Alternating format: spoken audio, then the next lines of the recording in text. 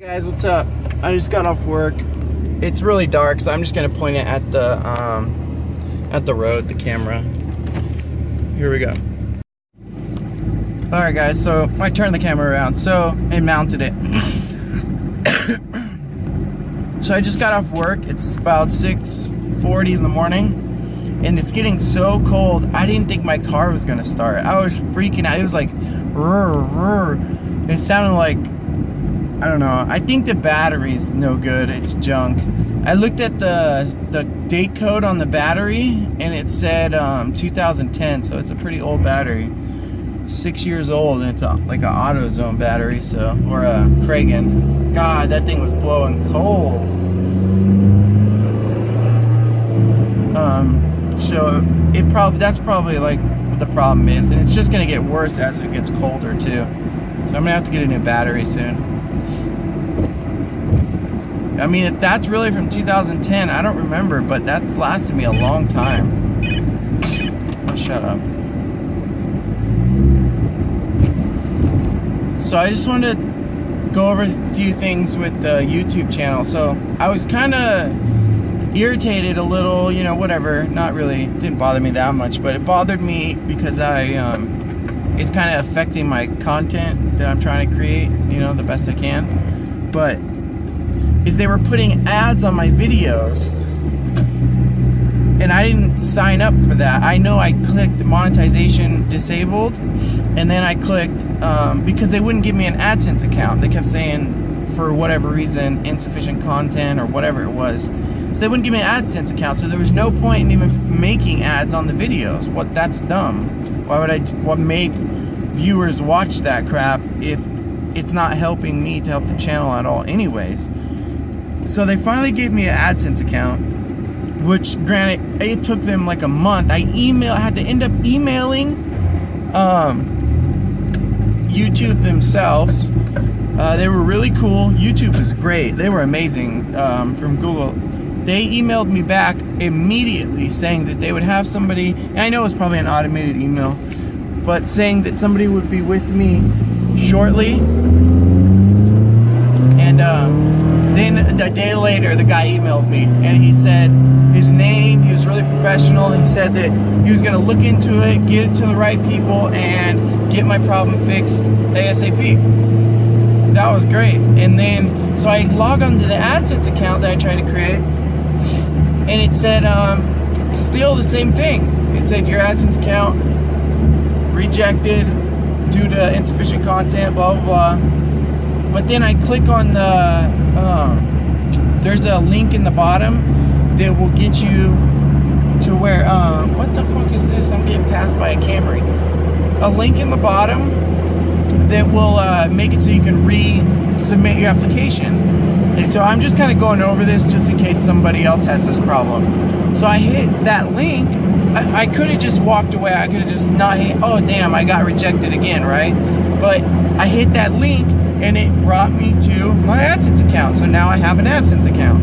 So that was cool. I thought, you know, for a change, something went right. It's always like one problem after another problem. Oh, God, I bought after another problem, and then, you know, it just seemed, I'm happy that went right. So now I have the AdSense account. I have everything in order for the channel. Now I can work on getting better equipment to make better videos. Because right now I'm just doing the best I can with what I have, because you know, you don't get paid to do it. I'm doing it because I want to. So because it's a lot of fun. If anybody out there like wants to make videos and post them on YouTube, it's so much fun. Even the editing is fun. Like, there's just something zen about it, you know? It's like super fucking relaxing. So I don't know. I'm glad it's working out. You know, for a change, something on this is going right. Now if I could just get the name to link right, that'd be great. Or more than 9 subscribers, but I'm cool with that. It doesn't matter. There's a few cool people on there already that are dope as shit. Like there's probably like 3 or 4 viewers that probably isn't my mom that are dope as shit, so it doesn't matter. Yeah, the weather is so cold. Fuck. supposed to be a huge car show, but I doubt it. They're not gonna. Our area has just been like fucking criminal central, man. It's unbelievable, the fucking criminals around here. Who the fuck robs a Dollar Tree? I'm not kidding you, the fucking Dollar Tree next to us got robbed. Who does that? What's next? The Goodwill? Like, I mean, how much money can you really get from a fucking Dollar Tree?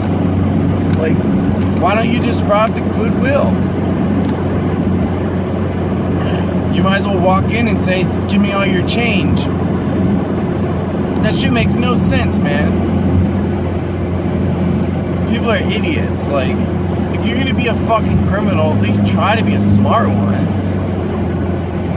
And then apparently they robbed the Subway, which my ex-wife worked at, right before they went and robbed the Dollar Tree. Who does that? You have to be a moron. I always think of like these criminals, right? And it's like, how much money do you really get? Well, my mom works at a gas station, right? She's older. She really likes it. She's been there a very long time. And people will break in. Well, if anybody knows anything, they know that you can't get into the safe. Like, the only thing you can do is break in to the fucking store and take what's in the register, which is nothing most of the time. And every time it happened at my mom's work, it was like they didn't have any money anyways. It was at nighttime. It was when they were closed.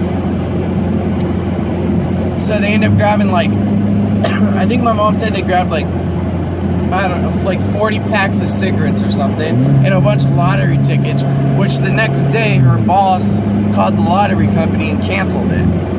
So it's like they didn't even get that. Stupid criminals. Like, you're gonna rob a Dollar Tree? Like, you're gonna get $100 or something. Seriously? And not because like, oh, they don't have the money, but most stores, when you hit a certain amount, put the money in a safe. They do not leave $1,000 in a register. Almost all stores do that. Before I started working where I work now, when I was younger, I used to work at like Taco Bell and stuff like that, and I worked at Subway. And if anybody, that's why I think all the stuff that's happening up here is drug addicts or, you know, desperate people, because you're not gonna get shit. Anybody who worked at any place, any fast food, gas station, any place like that, they fucking know that once you hit it like $200 or $100 bill, you drop it in the safe. You don't fucking leave it in the register. So it's like you're robbing a place. Even if you rob the Walmart, they're not gonna have shit for you.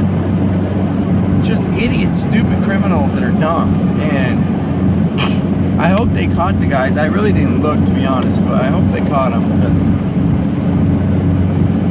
being in, you know, all you're doing is making our small town, because when you're in a small town like this, you have one Dollar Tree.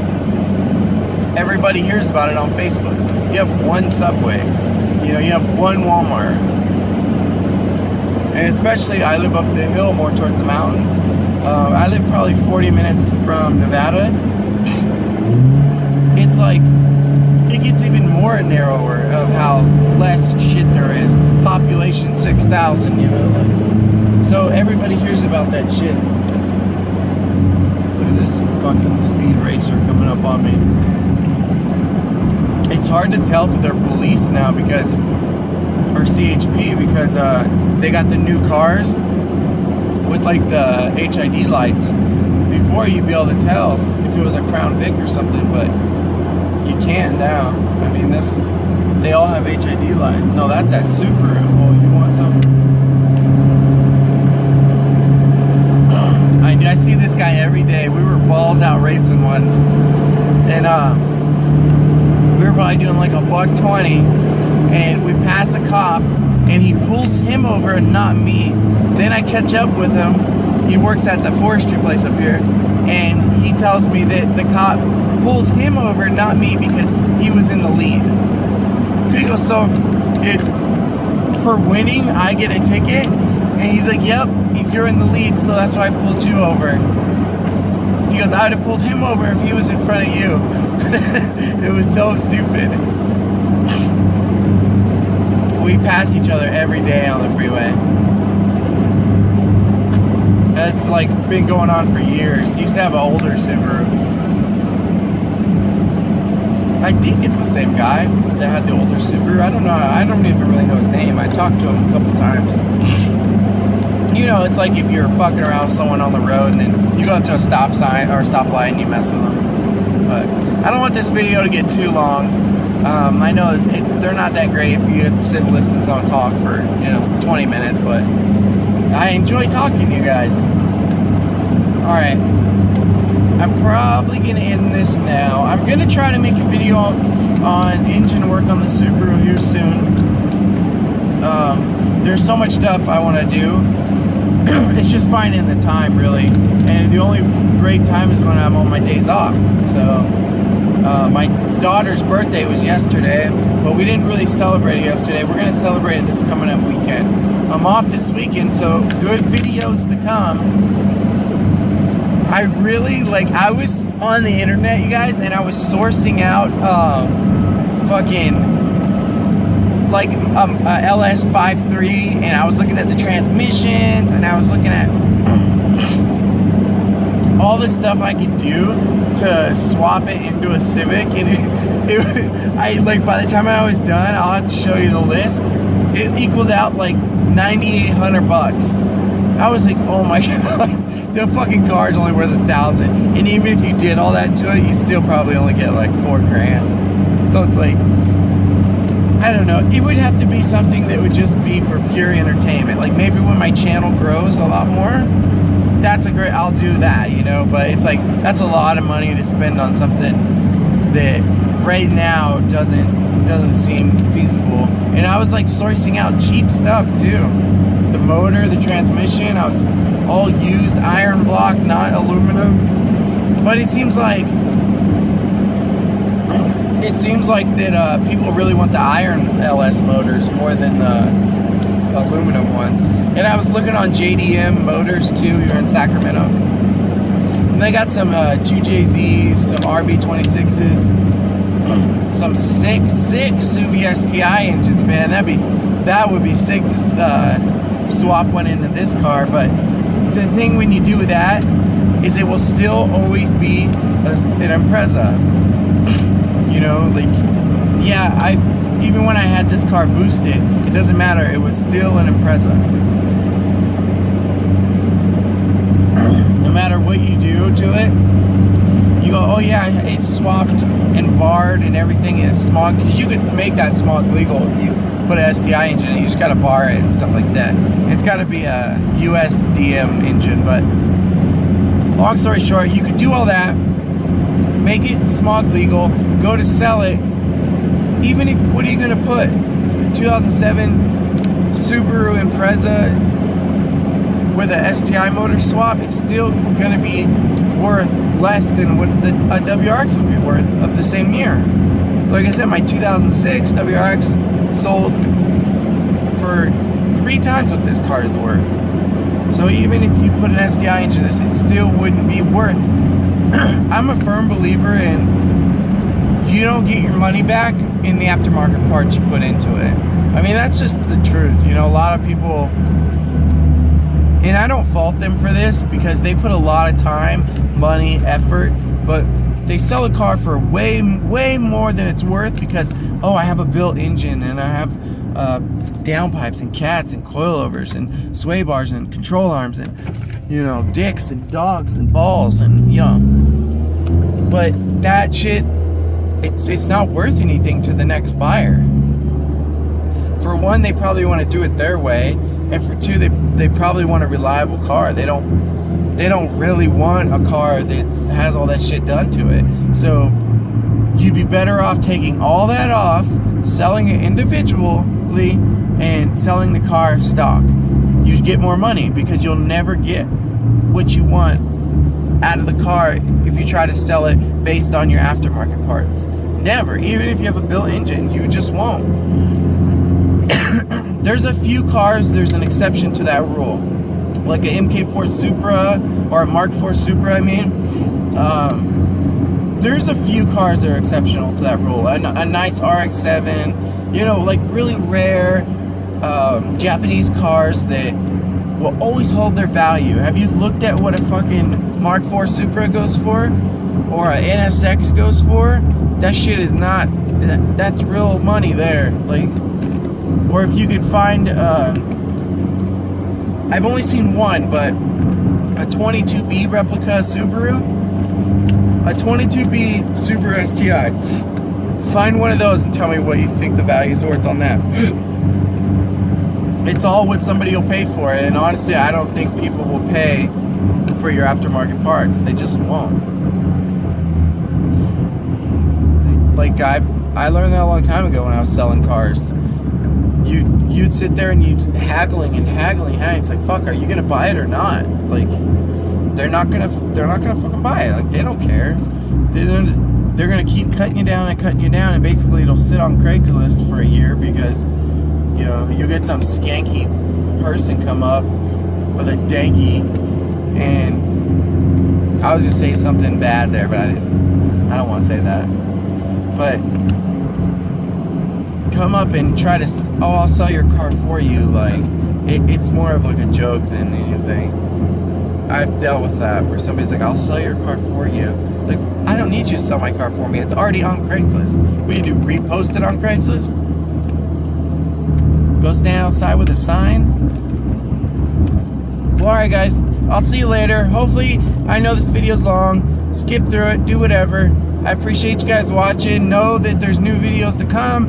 I'm off this weekend. We're going to be making some good videos.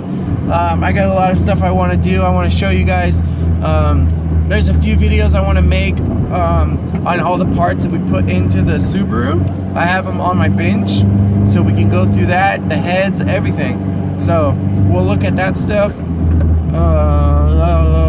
And yeah, so I'll see you guys in a few days in the next video. Have a good rest of the week. A good day too. Why not?